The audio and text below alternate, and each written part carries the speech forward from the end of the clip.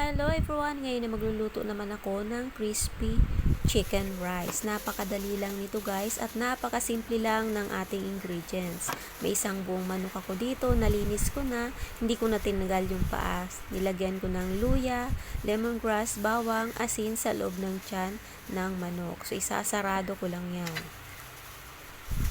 At nilagyan ko rin pala ng asin, oo. Nasabi ko na siguro yon.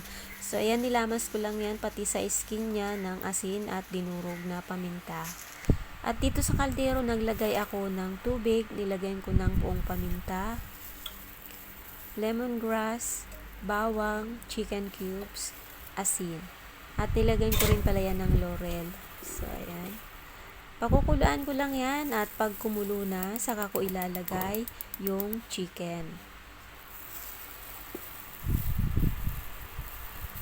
Sasarado lang yan para hindi lumabas yung mga ingredients na nilagay ko sa loob ng manok.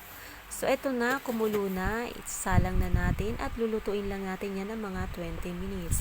After 20 minutes, eto na yung sabaw niluto ko sa bigas para may lasa yung ating rice. So, ayan, 1:1 lang ang sukat ng pagluto ng bigas.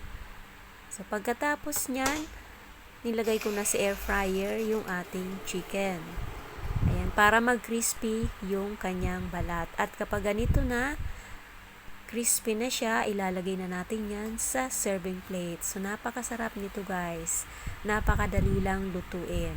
At bahala na kayo kung anong gusto nyong i-partner dito, kung fresh vegetables o kaya soup. Ako nagluto na lang ako ng soup. So, ayan, ito na ang ating recipe. Sana'y matutunan kayo. Thank you for watching.